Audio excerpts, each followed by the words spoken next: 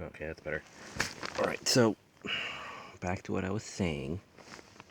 Back a bit here. So, progressives, progressive characters. So having in this day and age, having progressive characters means you got to have characters that actually are flawed, have a story to put them through, and you need to execute those properly. We have not achieved that yet. At least not on open television. Internet, on the other hand, well, that's a different story because there are no standards and practices on the internet. Now, when we did Korra and Adventure Time, Steven Universe, we thought these were progressive characters. You know, we had the lesbian dynamics, but no, Steven Universe decides to not really do anything. Introduced concepts, like Lily P said, introduced concepts, sure, but there's no progressive characters. We don't have a character who's better in the end. Sure, Steven is, but Steven is the embodiment of change. But is he a better character? What has he really learned? Patience? Not to be so optimistic? Caring? He was always caring. So basically, he went from a benign character where stuff happened to him to a more proactive character where he really wanted to be involved, even though all this stuff kept happening to him. He wanted to be involved, and then he wanted to be defensive because now there's a threat looming. So he wants to fight them and then learn their family and then completely give up and not even bother to defend himself against the threat of death. And then the story just bullshits its way. He hasn't learned anything. He hasn't taken what he has learned of his character or story arc and applied it to White Diamond in order to actually defeat her. He just did the feels and did a comeback, a talk back to her. Said, "I'm a kid. What's your excuse after giving you the feels?" And thus the day in the galaxy is saved thanks to bullshit writing. I didn't buy it. You shouldn't buy it. But that's what they did. And then they made the movie, which is more bullshit. Granted, really good songs, but the story is bullshit. And then we have Adventure Time. Finn doesn't really grow. He learns to let go, if anything. He was ADD, dedicated to, the journey and the princess, and then he just became his protectorate, and then ends with him just being the protectorate. But he doesn't really learn anything. He doesn't really apply that to anything. He was always bullheaded to never give up. Is he smarter now? Kinda. Is he more forgive? Again, you gotta have to pick and choose what really character elements has he grown and evolved. We see him go through a tons of shit that imply he has evolved, but we don't see those put into practice in the end result. And the story is resolved through a song because physics.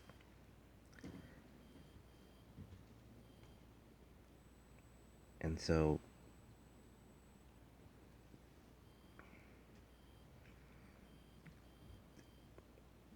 um, there is so nothing is really.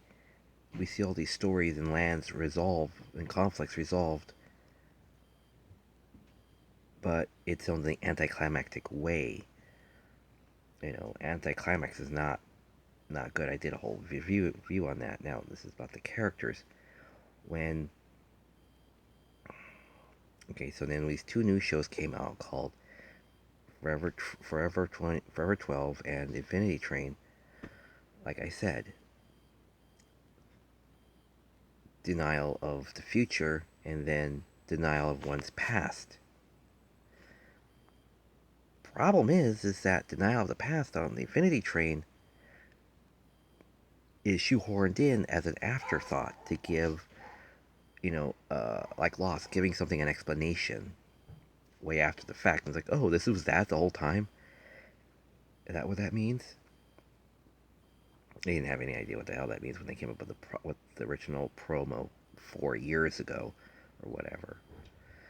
They just wanted to slap this in and says conflict, and it's like, but that establishing kitchen scene does not support it. So therefore, bullshit writing. Then in 12 Forever, denial of the future, denial of change. It's perfect because it does so right out of the gate. Shot one, scene one. Deny, deny, deny. You know, and not everything was executed flawlessly because it was dealing with the abstract concept of you can't always get your head around it, which is what growing up, puberty, and life is. Like, why am I attracted to this? Why does my voice have to get deeper? What purpose does it serve? So the island and the abstract and all that other dimensional thing is a good metaphor for life. That navigating this thing is difficult. And it isn't always fun. Excuse me. So, excuse me. So, having progressive characters like in She-Ra, they say, let's be progressive. Let's have people come in as a couple and then never specify it. Okay. Let's have the supposed gay or lesbian concepts, but never say it outright. No one says it outright, like I said in the other video. So these progressive characters are not progressive. What does She-Ra tell us? What about the couple that walks in arm in arm? They're a couple. They walk in arm in arm. They're lovey-dovey. They're always side by side when we have plans and we do the round table discussions. But are they kissing? Do they refer to themselves as a couple? Does anyone else refer to them as a couple? No. So what was the point of making them a couple if they don't do coupley things? They just do the winty little coupley banter. The cutesy-wooty pet names, the voices. Tickle fights, anything. I really don't care, but give us something other than they walked in arm in arm. So there's your established lesbian couple. Now get off my back. I have animationing to do, Arr, you know. So, oh yeah, and the foreplay with fucking Katra and She-Ra, which then led rather resolvingly well, mind you. Fortunately for the show, that, or however you want to look at it, that's now resolved. But they kind of had to get rid of that because that was giving them too much of a problem. Because people are bothering us whether or not She-Ra is gay. Gee, I wonder. So they got to get rid of that. Now, like I said, technically we have progressives, but we really don't. So with all that bullshit going on in She-Ra, then we get to DC's Outsiders Season 3, where we have a Muslim character, but we really don't. We have a female Muslim character who died, got possessed by a mother box. Where is that sash thing or whatever thing she wears around her head as dedication to the previous occupant? Because the previous occupant was Muslim, so therefore she wears it as a show of respect. So no, you do not have a Muslim character. It's all technical bullshit to say we're progressive, but in reality you are copping out so hard because you're afraid of actually just going all out. Just go there. Like it in chapter 1, the death of um, James, like a little kid, in the raincoat, The movie just went there. That's your opening scene, is or so is where he dies. And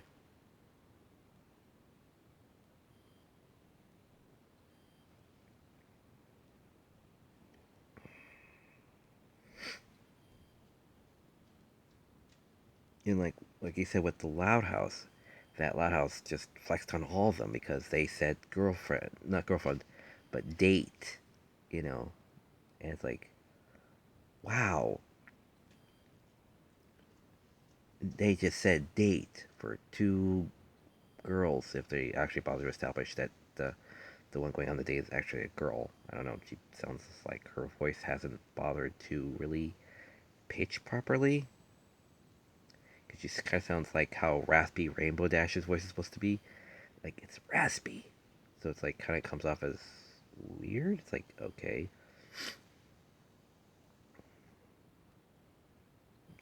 But I'm hoping that that changes up. But whatever. The point is that in order to have progressive characters, you got to commit. You cannot just say, well, it's kind of like it. It's like, but it's not really there. It's not even part of the story, really. It's maybe at best a subplot or a passing mention. You know, they make a better attempt at complimenting the fact of fake news. The concept of fake news. But actually having a Muslim character is just too far. It's too much. And Aqualad's gay in a panning still shot. Yay. Because that was just needed and it was just handled poorly. As he's out of the closet. Oh, yay. If you're going to do these things, just commit.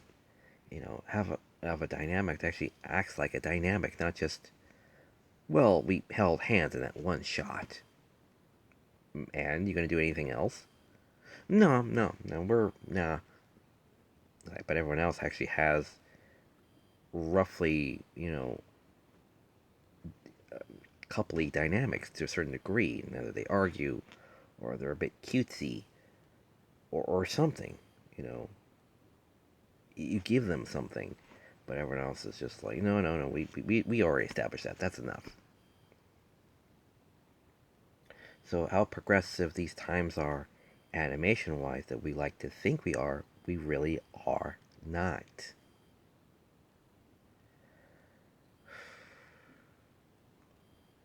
It's kind of why Big Mouth on Netflix is rather pretty good because it pretty much just goes there kind of more matter of factly.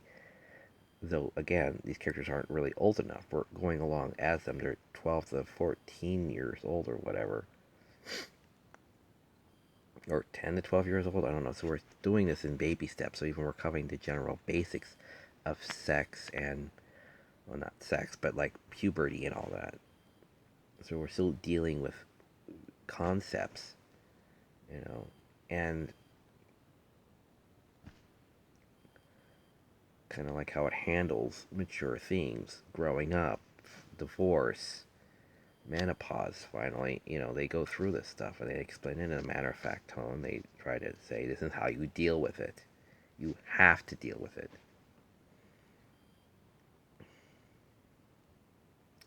And that's why at the beginning of Forever 12, it's deny, deny, deny. By the end, she realizes for all the bullshit, all the shit she's been through, and she's realizing you cannot stay the same. You cannot, have it your way and expect it to be okay by the end, by the next coming of anything in your life. You gotta open up to at least something. And she finally admits that, okay, my friend could maybe have another friend who might be a love interest. I'll allow that. I'll try to allow that. It's something. But you see how much of a death grip she has on that. You realize that's a big breakthrough for her to just be okay with something different. You know, some might say it may be too little too late, but trust me when I say about that death grip. So trust me, it's totally in character. Too bad we're not going to get any more stories about that because apparently the creator of Forever 12 is a pedophile. Yeah.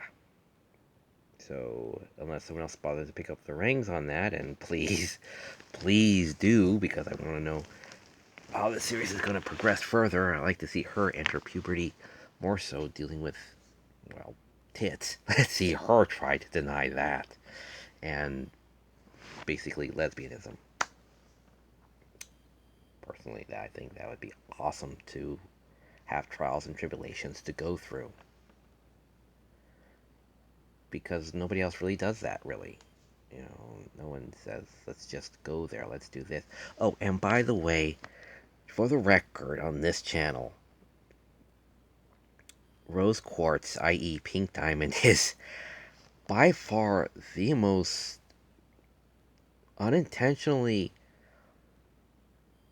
not ruthless, but problem causing character ever, because she decided to, you know, have the rebellion. She decided to fake her own death. That causes ricochet problems throughout this whole thing, and told Spinelli to stay still in that garden.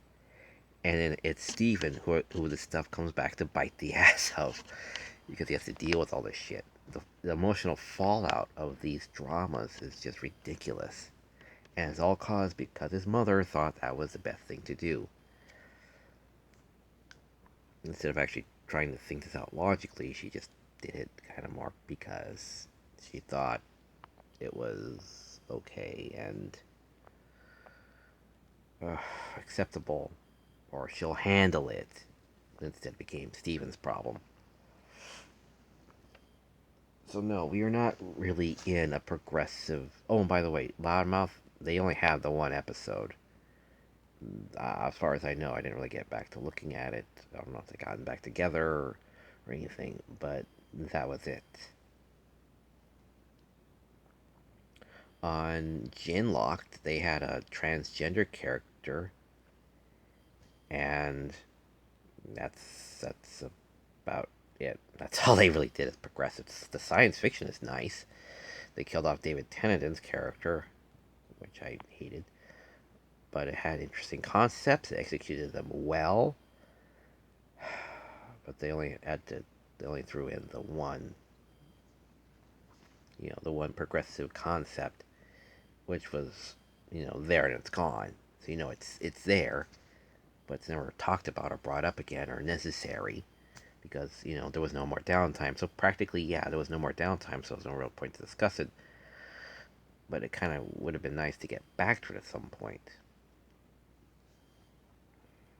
But like I said, online there are no standards and practices. It's indie. It's indie for the world stage. And thus, soon we'll be getting Hotel Has Been. And that is just everywhere.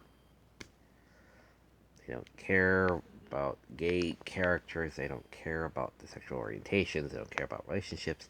This is a story. They're telling it, and they're telling it their way. So I'm really hoping for that, how it's going to turn out. I don't know how they're going to pull this off or be convincing or not. I've been through too many shit resolutions. MLP is ending reasonably well. Twilight isn't a total spaz anymore. She'll get anxious, but she's learned, much like the Doctor and Celestia, you do this enough times, the next apocalypse feels rather passe, and like Buffy and Angel, and he says, what, the apocalypse before that or the apocalypse before that? Like, which apocalypse? So why panic when this is like your 20th apocalypse? We've been through this. We'll get through it again because we're still here after everything we've been through. So they're ending it reasonably well, and then have like the epilogue episode where, again, Sparity is screw you, resolved. He got a new friend. He doesn't give a shit about Rarity anymore. He's not, fawning over her. Not that he's learned that there is more to life than Rarity. Well, we actually never really see that. We just see him be dedicated to his work, which was Ambassador to Dragonlands, and then Rarity just stopped being important to him somewhere along the way, somewhere in there. And that's it. And Rarity just got upset that he had a new friend and not a love interest, nor does she want to be a love interest.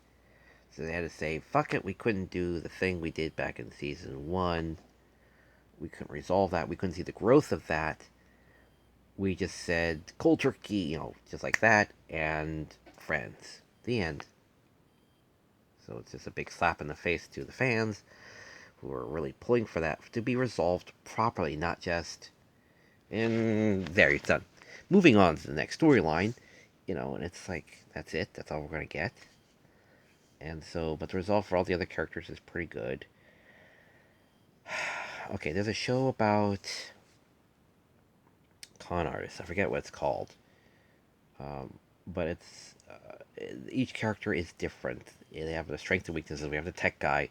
We have the suspension one. This is not the first time that's happened. There were a trio back in the late 90s, I believe, that had the same thing where each one was the gymnast to get past all the traps and laser beams and stuff.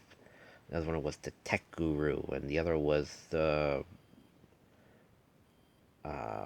Danny Ocean of the group, I'm guessing. But so anyway, this later show, which expanded to a cast of like six or whatever, they had the strong guy, they had the actress, they had again the Danny Ocean character.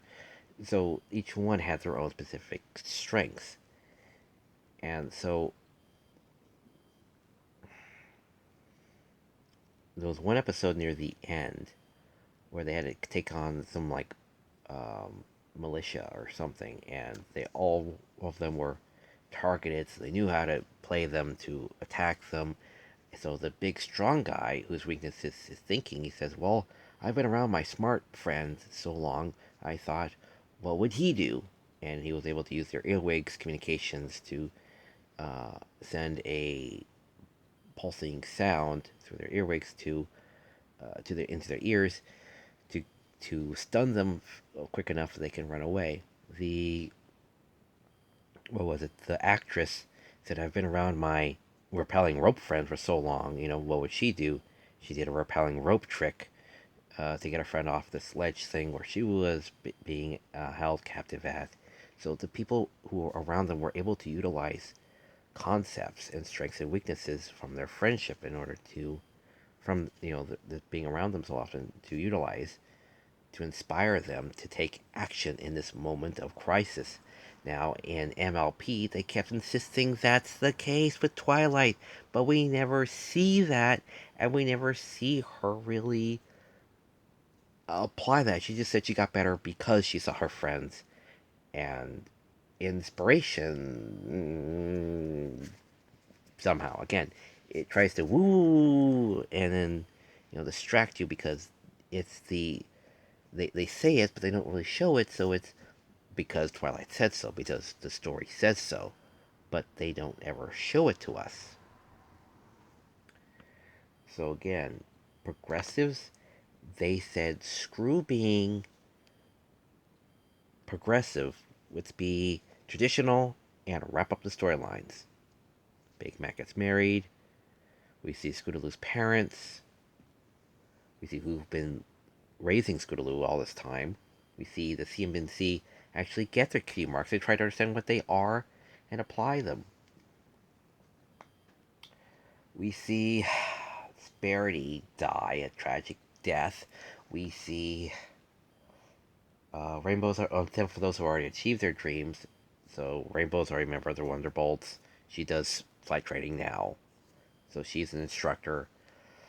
Um, Flesheye has her animal sanctuary. She is no longer scared. Um, she's good friends with Discord.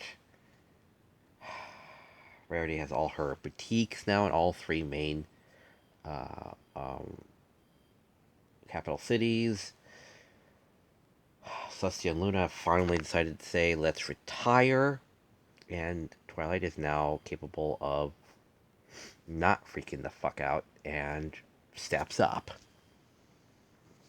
Again, you do this long enough while you're immortal, it gets rather passe. That's why the Doctor is such an undefeated champion. He doesn't panic, even though he does love running up and down those corridors. Um, so yes, so MLP is the least amount of bullshitting their way through a resolution, um, to close out all their storylines and their main storyline, and passing on the torch to the next generation. And apparently, people have this problem with friendship, social interactions. Really, there's antisocial, and then there's it's like you gotta have to make this a bit more real world concept, psychological problem before it actually needs to be addressed. But saying, well, I don't believe in this because how will friendship? We also never really fucking see that. How we are never shown how friendship helps people become better, stronger magic users. We never see that. But we do see people go after their dreams. We see everything else. Dream, achievements, getting over their bullshit, having to say, why don't I just stop being so anal and just care about somebody else or be sympathetic to somebody else, you know?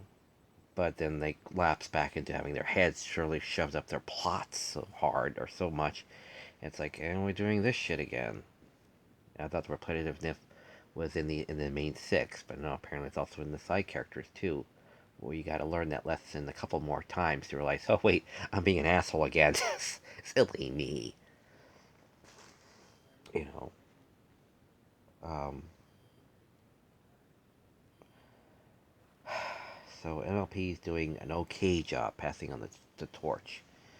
Equestria Girls, that still remains to be seen because they're still doing stuff as far as I know. I don't know if they're just stopping altogether after the Groundhog Day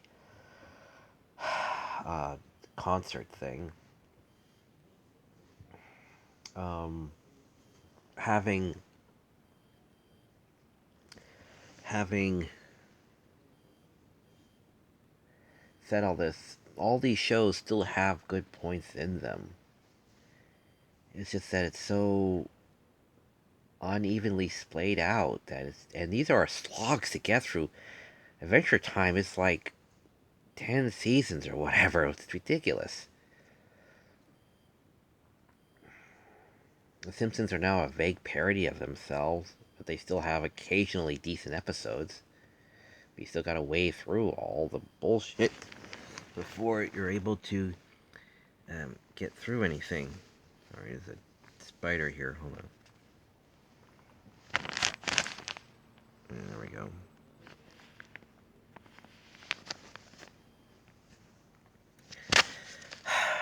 But that's...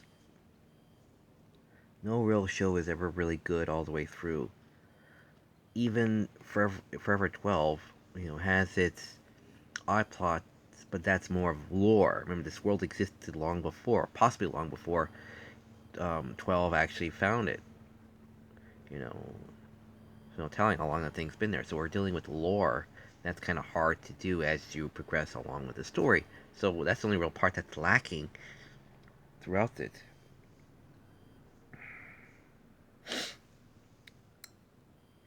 Hotel has been, well, that still remains to be seen because that will come out later.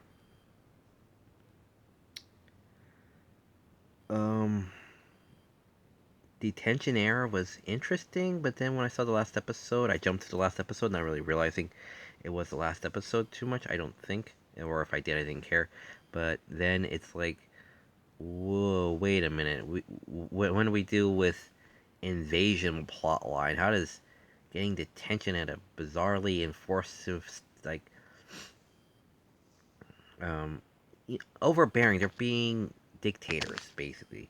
Dictator, high school cyborg guy turn in. How does this all turn into, invading of the planet with descendants and all that? Like, how did that happen? How did that explode mushroom into this? It doesn't make any sense to make it that big.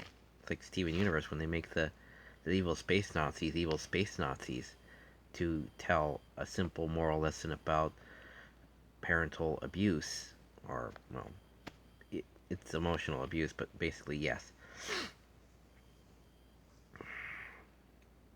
So I'm gonna look more into that and hopefully give you a decent answer. But rather like the dynamics a bit. It does feel like high school, and I don't know if I'm getting sick or this is just hay fever. I don't know, but I will survive long enough to give you another video. I know that. Um,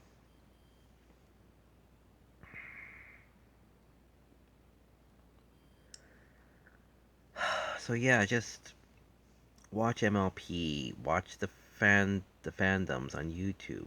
I highly recommend just surfing through it. You'll find good stuff. You'll find bad stuff. You'll find sick stuff that you wish you never found. But good stuff is in there. If you wade through it enough, you'll find what you're looking for. A good show that takes itself a bit seriously with some good humor and entertainment along the way, with some adult themes.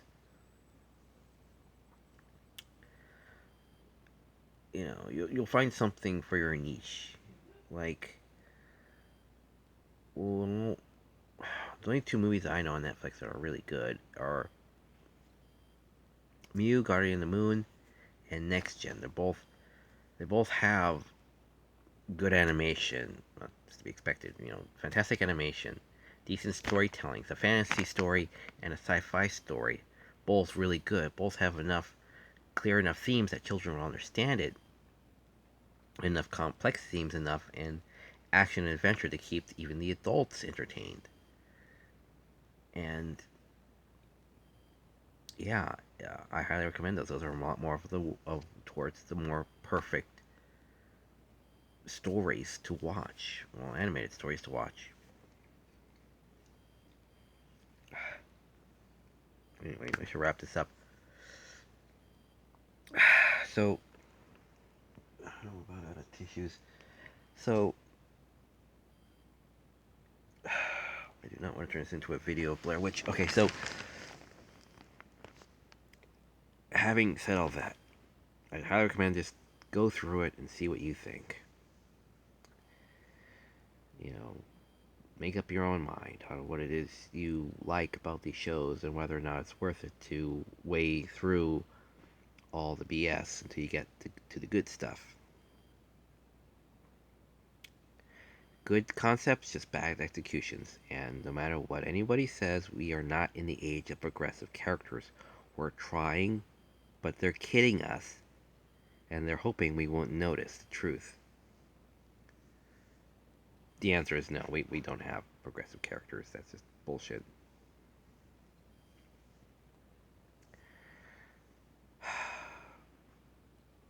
So that's about it. Here's to the next storyline and hopefully the next true progressive character.